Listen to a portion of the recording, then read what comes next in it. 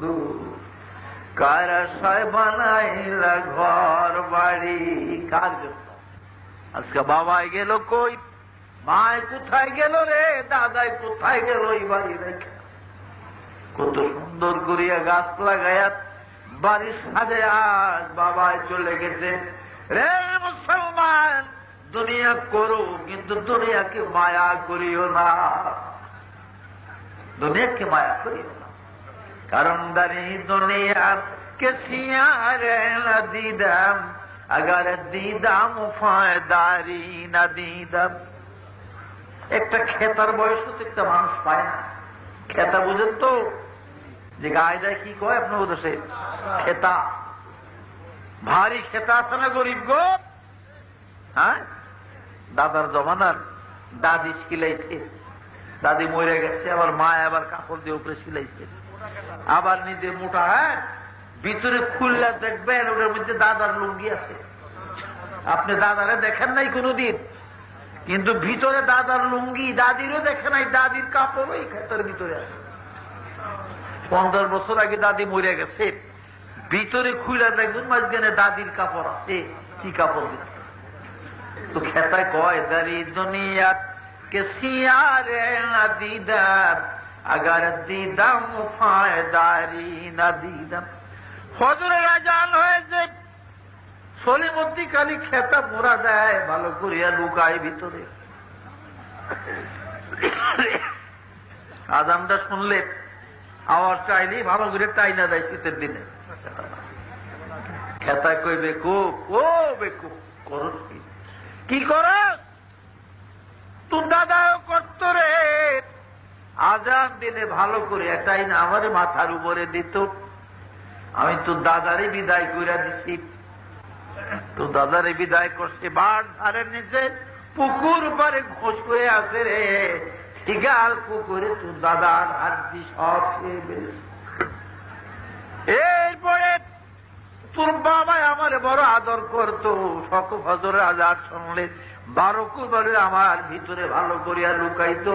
তোর দাদারে বিদায় করছি, তোর বাবারও 30 বছর বিদায় করছি। সলিমুদ্দিন, এত আদর করিস না আমারে, আমি খেতার সমান, তুই হায়াত পাবি না দুনিয়ায়, আমিও তোর একদিন বিদায় করে দিব। এটা খেতার হায়াত তো পাইতেন না দুনিয়াতে। কিসের জন্য ভাইরা আবার, কিসের জন্য? এই জন্য সময় আসে, সময় থাকতে আল্লাহর পথে আসেন। হযরত সুলাইমান আলাইহিস সালাম ফুকদিগির দেওয়ালটা তৈরি করেছেন। এই দেওয়ালটা জমিন থেকে 80 হাত উঁচা। এই দেওয়ালটার নাম জিদার সুলাইমান। এই দেওয়ালের পাশে সুলাইমান নবীর কবর, মাত্র 21 হাত লম্বা কবর সুলাইমান নবীর।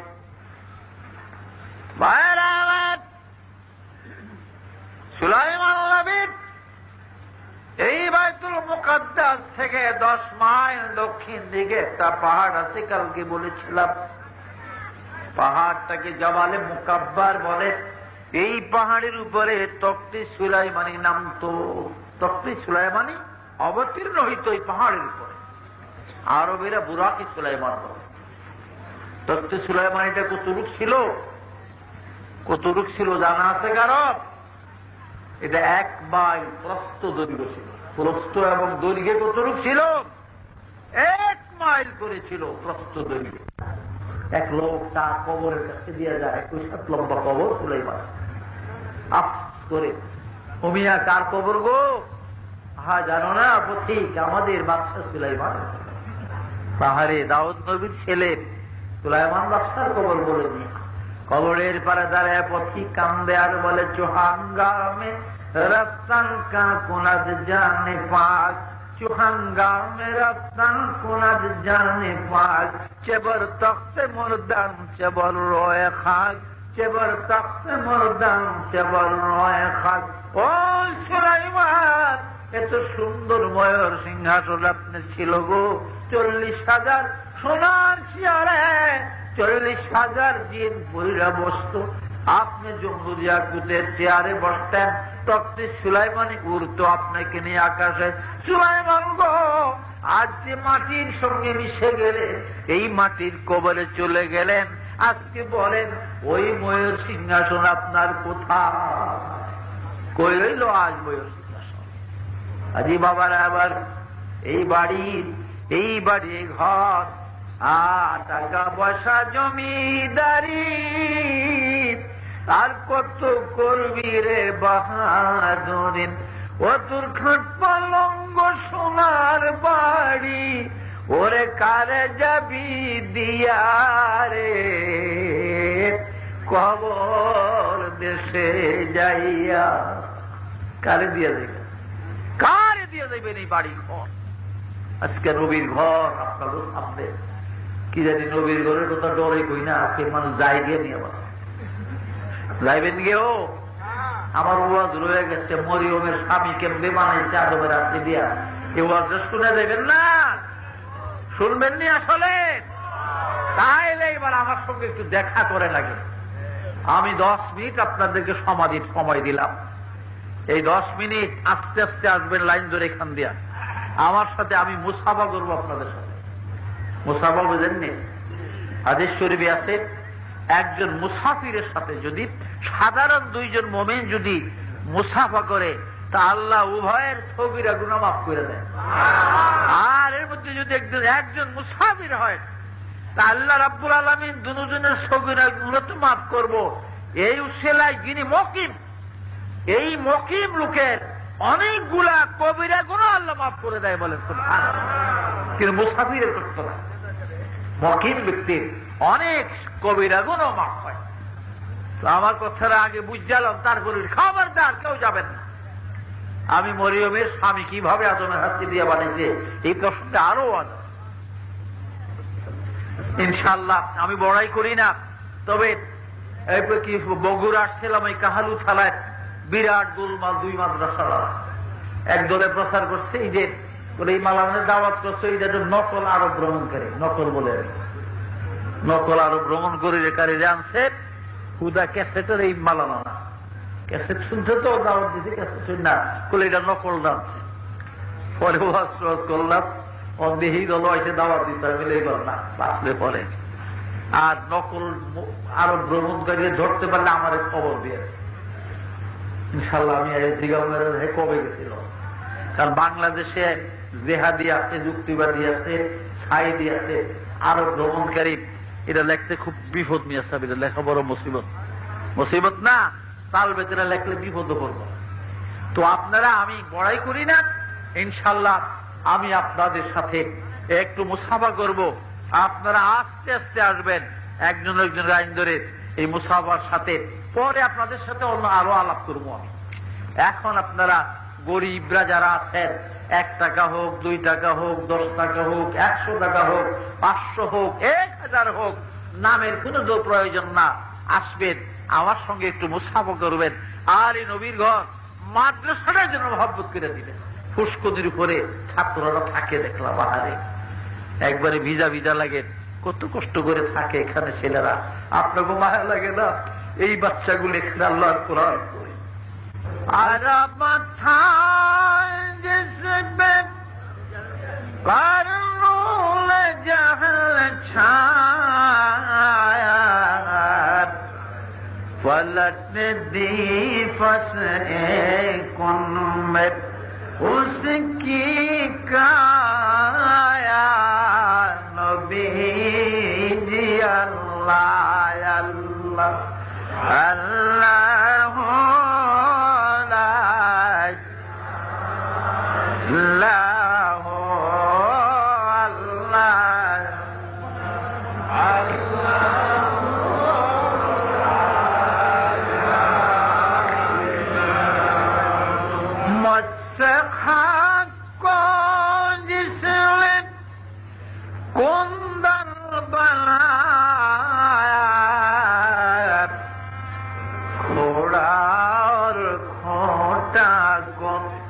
अलग कर दिखाया नबी जी अल्लाह अल्लाह अल्लाह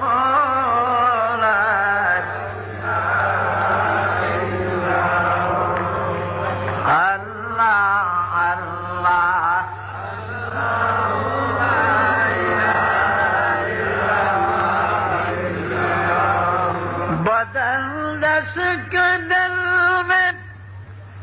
घर करने वाला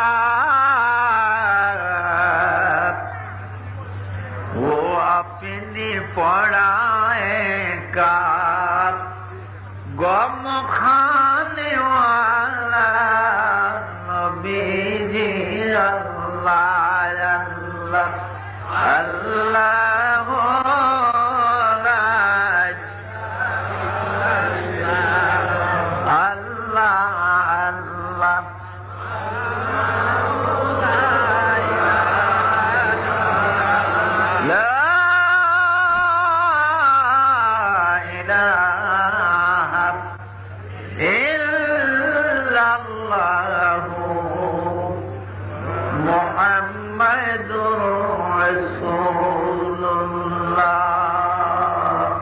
সাল্লাল্লাহু আলাইহি ওয়াসাল্লাম। ভাইরা আমার, সুলাইমান নবীর কবর জিদারুল সুলাইমান নামক দেওয়ালের পাশে 21 হাত লম্বা। এই দেওয়ালের দক্ষিণ পাশে একটা দরজা আছে বাবে ইসবাত নামে। ইসবাতের দরজা দিয়া বাহিরে গেলে সমতল জমিন। কারণ জেরুজালেম শহরটা মসজিদুল আকসা পাহাড়ের উপরে, ফিলিস্তিন পাহাড়ের উপরে। এই পাহাড় জমিন থেকে প্রায় আধা মাইল উঁচা হবে। সমতল জমিন থেকে আধা মাইল উঁচু উপরে মসজিদুল আকসা, জেরুজালেমের শহরের হেরেমের সীমা। সমতল জমিনে নিচে গেলে ঈসা নবীর মা বিবি মরিয়ম আলাইহিস সালামের মাজার শরীফ। ঈসার মা মরিয়মের কবর। মরিয়মের মাজার থেকে প্রায় 2 মাইলের মতো, 2 মাইলের মতো পূর্ব দিকে গেলেন। এইখানে জয়তুন পাহাড় নামে একটা পাহাড় আছে। ইংরেজিতে মাউন্ট অফ অলিভ বলা হয়, আরবিতে জাবালে জয়তুন বা জয়তুন পাহাড় বলেন। এই জয়তুন পাহাড়ের উপরে নবীজির সাহাবী হযরত সালমান ফারসির মাজার শরীফ আছে। কালকেও বলেছিলাম সালমান ফারসির কবর আছে। সাদ ও সাইদ নামে 2 জন সাহাবীর কবর আছে। এরা দুনিয়ায় জান্নাতের শুভ সংবাদ পেয়েছিলেন। আর 40 মুজাহিদের কবর আছে। 40টি হাওয়ারি সন্তানের কবর। এই হাওয়ারিরা কারা? হাওয়ারি সন্তানগুলো হলো বিবি মরিয়ম আলাইহিস সালাম যখন হামেলা হন, গর্ভবতী হন। কিভাবে হন? জাকারিয়া নবীকে তো তারা করার দিয়া শহীদ করে দিলেন। মরিয়ম আলাইহিস সালাম 4 মাস পর্যন্ত বাইতুল্লাহের গুহার মধ্যে। মরিয়ম আলাইহিস সালাম প্রথম যখন এই কামরাতে ছিলেন, এখন ঈসা তার পেটে আসে নাই, জাকারিয়া নবীও মরে নাই। হযরত মরিয়ম আলাইহিস সালাম এই মাত্র প্রথম বালেগা হলেন। বলেন সুবহানাল্লাহ। এই সর্বপ্রথম তিনি বালেগা হয়ে প্রথম মাসিক ঋতু বা মাসিক স্রাব, যাকে হায়েজ বলেন, প্রথম হায়েজের থেকে পবিত্র হয়ে গোসল করে তিনি নিজের কক্ষে, শয়ন কক্ষে আসতেছেন। ওই ঘরটার ভিতরেই সবকিছু। যে ঘরে থাকতেন বলে নিজের কামরায় আসলেন। নিজের কামরা যখন আসলেন, তার সামনে এক যুবক দাঁড়াইছে। এক যুবক মরিয়মের সামনে দাঁড়াইছে। ওই যুবক সবুজ পোশাক পরিধানে, সবুজ পাগড়ি পরিধানে 22-24 বছর বয়সের এক যুবকের সুরত ধরে মরিয়মের সামনে দাঁড়াইছে। মরিয়ম কাইপা উঠছে। একটা আলোচ্য পুরুষ, আরো যুবক। আর এই ঘরের দরজা বন্ধ, বাহিরের থেকে তালা দেওয়া, চাবি জাকারিয়া নবীর কাছে।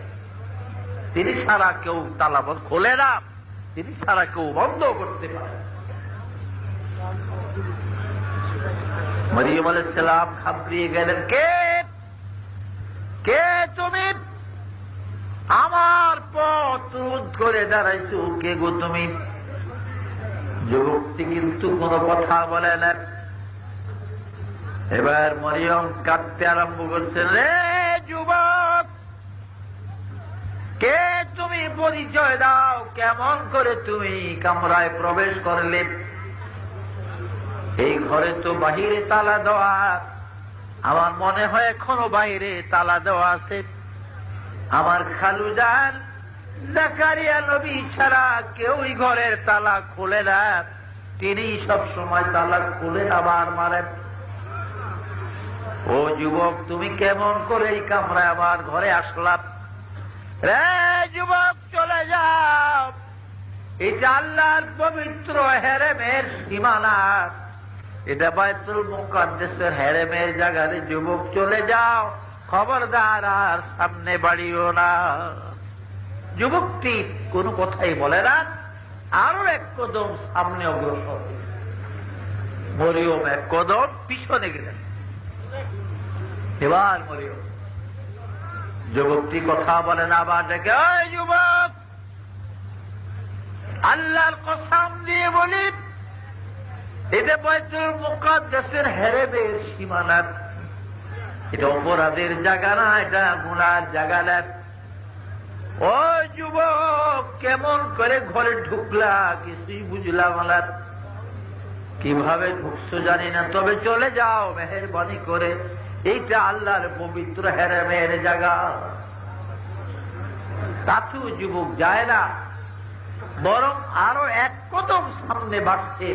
মরিয়ম এক কদম পিছনে গেছে, কিন্তু এইবার দেওয়ালের সঙ্গে মরিয়মের পিঠ থেকে গেছে, পিঠ লেগে গেছে, আর যাওয়ার শক্তি নেই। মরিয়ম বলেন, যুবক, কোরআনে পাকে আছে, তাফসীরে আছে, তাওকি নামে গুন্ডাদের একটা সর্দার ছিল বাইতুল মুকাদ্দাসে। তাওকি নামে একটা গুন্ডার সর্দার ছিল। মরিয়ম মনে করলেন ওই তাওকি নামের গুন্ডাটা হয়তো কোন সুরতে কোন হিলা বাহানা করে আমার এই ঘরে প্রবেশ করে।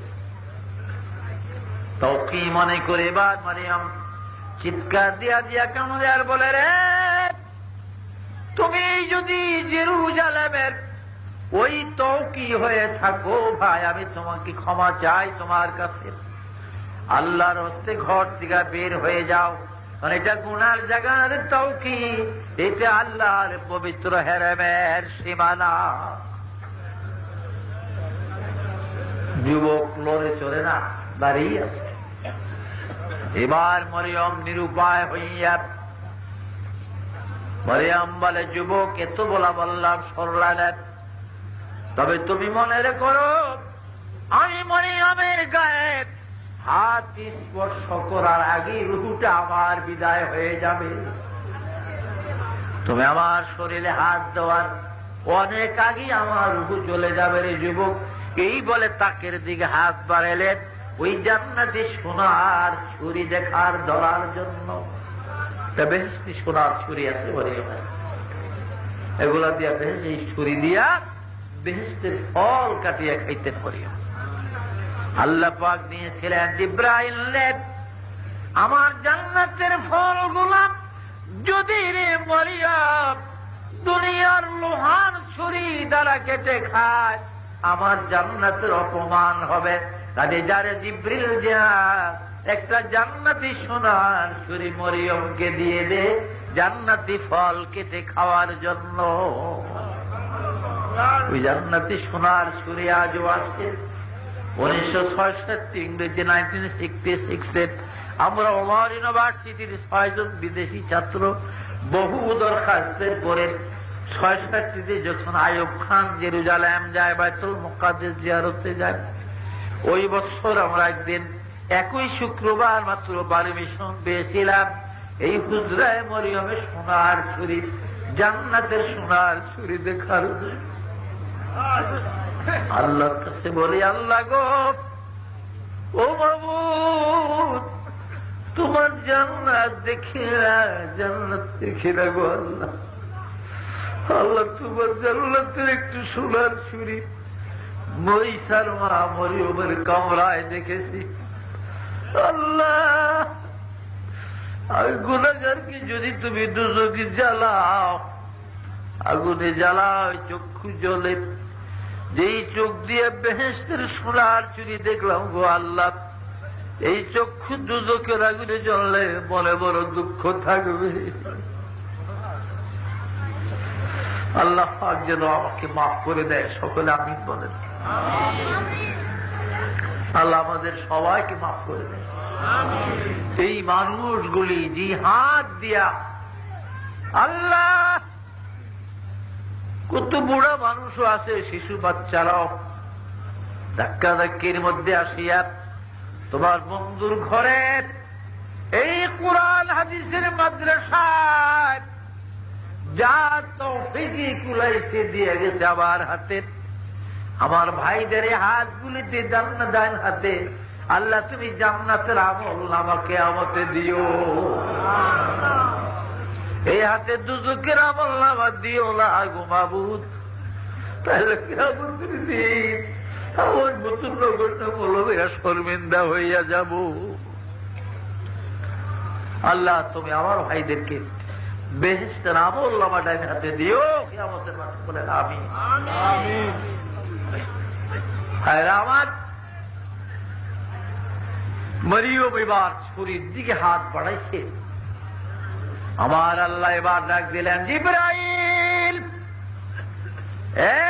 রে জিবরাইল, আর গোপন থাকিস না, তাড়াতাড়ি গুনিয়া মরিয়মের সাথে পরিচয় দিয়ে দে রে জিবরিল। যদি পরিচয় না দে, একবার যদি রে মরিয়ম সোনার ছুরি ধরতে পারে, নিজের বুকে মারিয়া মরে যাবে। এই যুবক কে ছিল? হযরত জিবরাইল আলাইহিস সালাম বলেন সুবহানাল্লাহ, আল্লাহর ফেরেশতা জিবরাইল একজন যুবকের সুরতে আল্লাহ পাঠিয়েছে। জিবরাইল এবার কথা বলতে শুরু করলেন, মারিয়াম কোন ভয় নাই, নির্ভীকে তুমি দাঁড়াও, আমি তো সব সময় তোমার কাছে আসি গো মারিয়াম। আমাকে বুঝি চিনো না? আমি আল্লাহর ফেরেশতা জিবরাইল। মারিয়াম বলে, জিবরাইল গো, আমার বিশ্বাস হয় না তুমি জিবরাইল, কারণ জিবরাইল তো এই যুবকের সুরতে কোনদিন এই কামরায় আমার কাছে 12টি বছর, আমার বয়স হলো, কোনদিন জিবরাইল এই যুবকের সুরতে আসে না। জিবরাইল তো একজন বৃদ্ধ দরবেশে সুরত ধরে আমার কাছে আসে, একজন বুড়া মানুষের সুরত ধরে আসে। বলে আজকে আল্লাহর হুকুম হয়েছে এই সুরতে এই পোশাকে আসার জন্য তোমার কাছে। তবুও মরিয়মের ভয় যায় না। তবে তুমি কি আশ্বস্ত যে এতক্ষণ যখন আমি দাঁড়ানো, লোকটি আমার গায়ে হাত দেয় না, শরীরে হাত লাগে না, কিছু এবার শুধু অগ্রসর হয়, কিছুটা আশ্বস্ত, আবার কিছুটা। ভাইয়েরা আমার, এবার মরিয়ম সাহস করে জিজ্ঞাসা করলেন, তুমি যদি জিবরাইল হয়ে থাকো তাহলে এইভাবে খালি হাতে কেন আসছো? বলে খালি আসি নাই মরিয়ম, খালি আসি নাই। এই দেখো জান্নাতি সোনার পেয়ালা আমার হাতে, এই যে বেহেশতি সোনার পেয়ালা। মরিয়ম, আল্লাহ পাক আমাকে পাঠিয়েছেন মরিয়ম গো, এই মুহূর্তে তোমার পেটে একটি সন্তান দিয়ে যাওয়ার জন্য। একটা ছেলে দিয়ে যাবো তোমার পেটে, একটা সন্তান। মরিয়ম আরো ভাবিয়ে গেলে, সন্তান কেমনি দিবা? সন্তান তো স্বামী স্ত্রীর, পুরুষ মহিলার মিলনের মাধ্যমে হয়, সেটা বৈধ হোক আর অবৈধ হোক। আরো ঘাবড়েলেন মরিয়ম, কি বলো এটা? বলে হ্যাঁ, তোমার পেটে সন্তান দেওয়ার জন্য। কিভাবে হবে সন্তান আমার পেটে? বলে এইভাবে। এই মারিয়াম, তুমি সোজা হয়ে দাঁড়াও আর তোমার চক্ষুগুলা বন্ধ করো, আমি ঈসাকে তোমার পেটে দিয়ে যাই। বেহেশতি সোনার চেয়ে পেয়ালায় আদমের হাসির তরল পদার্থ গুলা ছিল। একটা জান্নাতি ফুল যাকে মরিয়ম ফুল বলা হয়, ওই মরিয়ম ফুলের মধ্যে বেহেশতি সোনার পেয়ালায় আদমের হাসির তরল পদার্থ লাগায়া এইভাবে জিবরাইল মরিয়মের বুক পরিমাণ ধরেছে আর বলে, মরিয়ম তুমি চক্ষু বন্ধ করো কিন্তু মুখটা খোলা রাখবে। এবার জিবরাইল একটা ফু দিলেন, বিসমিল্লাহ বলেন, সাথে সাথে ঈসা নবী মরিয়মের পেটে চলে যায়। সুবহানাল্লাহ। আল্লাহ কেমনে দিতে পারে? কি বলেন, পারেন আল্লাহ পাক? আল্লাহ পাক মা বাপ ছাড়াও বানাইতে পারে সন্তান, পারে না? আদম হাওয়ার মা বাবা ছিল, আদমের মাকে বাপকে হাওয়ার মা বাপ, তাহলে বোঝা যায় তিনি মা বাপ ছাড়াও পারেন। আবার শুধু মায়ের মাধ্যমে পারেন, শুধু বাপের মাধ্যমে পারেন। বাপের মাধ্যমে বানিয়ে দেখাইছে না? এই মরিয়ম হামিলা হতে 40 জন ইহুদি পুরুষ নওজোয়ান তারা পেটে ফাতিল বাতিল ফাতিল। ও মরিয়ম, তোর পেটে বাচ্চা কিভাবে? আমার আল্লাহ দিছে। তাহলে আমাদেরও দিব, কালকে দেখিস। 7-8 মাসে গর্ভ মরিয়ম, ইহুদিরাকে আমাকেও দিব। পরের দিন সবগুলি তারা 40 জন, কোন কোন রাওয়াতে আছে তারা 43 জন ছিল, 43 জন আছে এক রাওয়াতে। এরা পেটের ভিতরে পাতিল বাঁধছে, বড় বড় পাতিল। কি কয় আপনার দেশে? ব্যাগ বা পাতিল আছে না, বড় বড় পাতিল বাইন্দা কাপড় দিয়ে পিছনে মাঝে মাঝে টাইট করে বাঁধছে। গর্ভবতী সাজে তারা, প্রেগনেন্ট হামেলা বলেন নাউজুবিল্লাহ। তাফসীরে আছে। হায়রা আমার মারিফতের কিতাব মকসুদে সারাক্ষীর মধ্যে আছে 40 জন ইহুদি নওজোয়ান পেটে পাতিল বেঁধে পরদিন গর্ভবতী সাজিয়া, হামেল সাজিয়া, তারা প্রেগনেন্ট সাজিয়া বিবি মরিয়মের কামরার সামনে আসছে। ও মরিয়ম, এই দেখো গো, তোমার আল্লাহ, তোমার প্রভু যদি গো মরিয়ম তোমার পেটে স্বামী সারা সন্তান দিতে পারে, আমাদের পেটও দিতে পারে গো। এই দেখো আমাদের পেটে সন্তান কত বড়, বটকির মতো বিরাট পেট। মরিয়ম লজ্জায়, শরমে, ক্ষোভে, দুঃখে মাথা নিচু করে চোখের পানি ফেলে ফেলে কান্ত আর বলতো, আল্লাহ সব তোমার পুত্র, তুমি যা খুশি করো। ভাইরা আমার, কায়দরা কুদরত দায়রে হর সে খাহি आंखों ने, कायदरा कुदरत दायरे हर से खाही आंखों ने, मुर्दरा जाने तो बख्शे जिंदरा बेजाकों ने, मुर्दरा जाने तो बख्शे जिंदरा बेजाकों ने, साने कश्ती सलाती में कुनात, साने कश्ती सलाती में कुनात, रज मेरा नज़्मे शायाती में कुनत, रज मेरा नज़्मे शायाती में कुनत। আমার আল্লাহর কুদরতে ওই 40 যুবাতে 40 জন ইহুদি নওজোয়ান যারা পেটে পাতিল বেঁধে বেঁধে মরিয়মের সামনে টিটকারি করেছিল, আল্লাহ 40 জনকে হামেল বানাইয়া দিলেন, আসল হামেলা করে দিলেন। পারেনি আল্লাহ? আরে না, হামেলা বানিয়ে পেটে বাচ্চা। আস্তে আস্তে টের পাইতেছে, কিরে টের 6-7 মাসের হয়ে গেছে, অনেক ফাতিল তুতিল নাই, ফাতিল বেচা দিচ্ছে, বেচা বানাইছে ফাতিল বেচা। ওখানে বিনা ফাতিলে জানি কুলায় না। কারো সন্তান পেটে ধারণ করা এটা মহিলাদের জন্য আল্লাহ নির্ধারণ করেছে। কি বলেন, ঠিক না? মহিলাদের জন্য আল্লাহ নির্ধারণ করছে। আজ মেয়েরা চায় পুরুষ সাজতে। পুরুষ কি সমান অধিকার, সমান অধিকার শুধু বেহায়া বেপরদায় চলব, যা খুশি তা করবো, সিনেমা গান দেখবো, হ্যাঁ থাকবো, এই শুধু এটার দিকে স্বাধীন। সমান অধিকার যদি এরকমই সমান অধিকার এত জরুরি সমাজতন্ত্র, তাইলে স্বামী যদি আজকে রিক্সা চালায় কালকে স্ত্রী চালাইবে, কি বলে? স্বামী আজকে ঠেলা গাড়ি ঠেলবে একদিন, স্ত্রী ঠেলবো আরেকদিন। ঠেলা গাড়ি ঠেলা পয়সা রুজুই করে আনবো, সে কদ্দুর পার হবো মা তুমি, কি কর? হ্যাঁ, স্ত্রী স্বামী একদিন রিক্সা চালাইবে, স্ত্রী চালাইবে একদিন। আর নাইলে মহিলা মানুষ তার একটু কমে, স্বামী 2 দিন হয় একদিন, স্বামী 2 দিন হয় একদিন রিক্সা চালাইব। জীবন ভৈরা তাল গাছ, সুপারি গাছ, ওইটা সুপারি পুরুষে পারে না মেয়েরা পারে?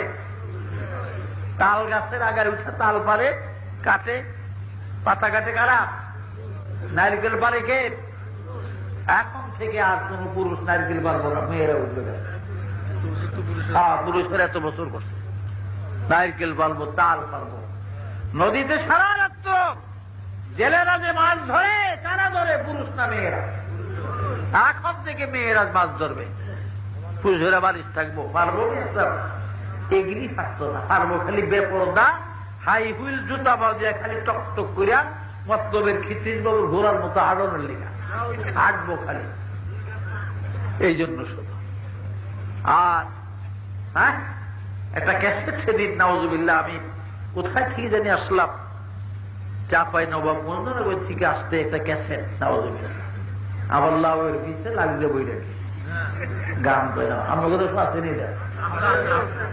হ্যাঁ, লাউ খুব সরল বোধ হয়, লেগে বই রাখি লেগে গেছে লাউ। তুই লাউ লেগে কই যাবি, যা মাইরা দেবো তো আরম্ভ করে। হ্যাঁ, লাউয়ের পিছিয়ে বলে লাগছে বই রাখি। এইসব গান দিয়া দিয়া পোলাবানগুলি দেশের নষ্ট। মাদ্রাসায় দিলে সূরা পড়ে না, স্কুলে দিলে ক পড়তে পারে না, কিন্তু গীত জানে মাশাআল্লাহ, গান, সখীর গান। সখী গো ও আমি প্রেমের ঘাটের মাঝি, সখী গো আমি প্রেমের ঘাটের মাঝি, তোমার কাছে পয়সা নিব না। কত দরদি, পয়সা নিব না, মাগনা পাইব না। কয়দিন ভাবি রে, মাগনা নাও ভাবি, নাও বিক্রি করে বাইর যাওয়ার লাগবো। কত দরদি, তো বলাই গান। বাপ মায় কত খুশি, দোয়া করে আমার পড়ায় বাঁচলে মেম্বার হইব, যা দেখা যায় বুদ্ধি শুদ্ধি মেম্বার হয়ে যাবে। গম চুরি করতে হবে, বাড়ি পুড়িয়ে লাগবে, মানে গম দিয়া মেম্বার হয়ে। বাবা কয়দিন থাকবেন এই দেশে? হ্যাঁ, কয়দিন এখানে থাকবেন? কালের ওরে কালের তরঙ্গ বলে যে রতন ভাসিয়া গেলে ফিরিয়া আসে না। হায় জীবন তরি এক স্রোত প্রবাহিনী উজান বহে না। যেই জওয়ানি একবার চলে গেল, এই জওয়ানি আর ফিরে আসবে না। 70 বৎসরের 80 বৎসরের বুড়ারে যত রং ঢং কর, তোমার সাদা দাড়ি আর কোনদিন কালো হবে না। 70 বছরে বুড়িয়া যতই ঢক ডুক করে হাঁটে মাজা লাইয়া, এই বুড়ার সাদা চুলকে আর কালো হইব? 16 বছরের যুবতীরা এই বুড়ার কাছে প্রেম পত্র দিব? हर शबे गोयाम के पर्दा करके सौदा कुनार, हर शबे गोयाम के पर्दा करके सौदा कुनार, बाजे चू पर्दा सवाद अमरू जरा पर्दा कुनार।